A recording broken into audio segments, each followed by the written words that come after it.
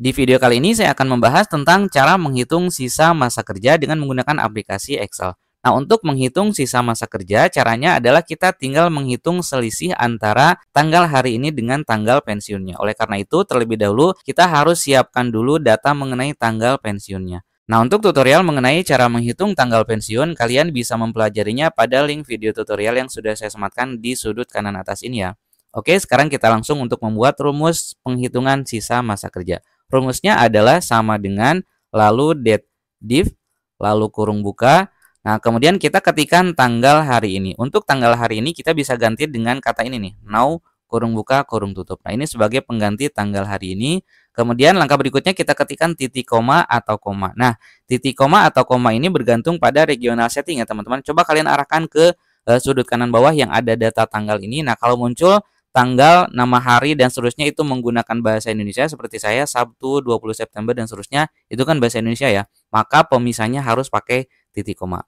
Nah, tapi ketika misalnya kalian arahkan ke sudut kanan bawah yang ada data tanggal itu munculnya dalam tanggal, nama hari itu dalam bahasa Inggris, maka kalian harus menggunakan pemisahnya menggunakan koma gitu. Jadi di sini saya ketikkan titik koma karena regional settingnya menggunakan Indonesia. Kemudian langkah berikutnya parameter kedua kita isi dengan tanggal pensiun. Jadi setelah titik koma atau koma kita klik di tanggal pensiun. Jadi artinya ini kita mengurangi tanggal pensiun dengan tanggal hari ini. Oke, kita lanjutkan lagi, tempatkan lagi di kursornya di ujung rumus, lalu ketikkan lagi titik koma atau koma, lalu tanda kutip Y, tanda kutip lagi kurung tutup. Hasil dari rumus ini adalah kita bisa mendapatkan selisih antara tanggal pensiun dengan tanggal hari ini tapi dalam tahunnya saja ya teman-teman. Jadi kalau kita enter nih hasilnya adalah 17, ini 17 tahun maksudnya. Kalau kita ingin ada kata tahunnya, kemudian kita juga kan ke sebelah kanannya pengen 17 tahun sekian bulan gitu ya. Nah, maka rumusnya harus kita edit lagi. Coba kita double klik lagi. Nah, kita tinggal gabungkan dengan kata dan lalu tanda kutip spasi tahun lalu tanda kutip lagi. Nah, kita coba enter dulu ya. Jadi hasilnya adalah 17 tahun. Angka 17 didapat dari rumus ini. Kemudian setelah angka 17 digabungkan dengan kata spasi tahun spasi. Hasilnya seperti ini. Kalau kita ingin ada data selisih bulannya sekian tahun sekian bulan, maka rumus ini harus kita tambah lagi ya teman-teman.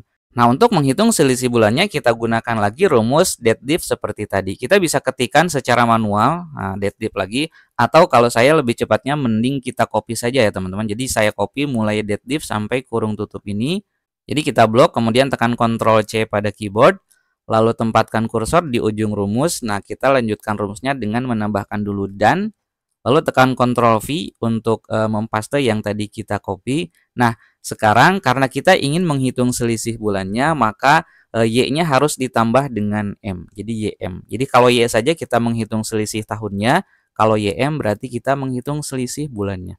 Kemudian jangan lupa di ujung rumus kita tambahkan lagi dan, lalu tanda kutip, lalu spasi bulan. Agar nanti di sebelah kanan atau di setelah selisih bulannya muncul kata bulan gitu. Oke, kita tekan enter. Hasilnya seperti ini. 17 tahun 9 bulan. Untuk rumus ke bawahnya seperti biasa tinggal kita copy rumus saja, kita drag sudut kanan bawahnya sampai jadi seperti ini. Oke, saya kira cukup untuk pembahasan kali ini. Semoga bermanfaat dan selamat mencoba. Terima kasih.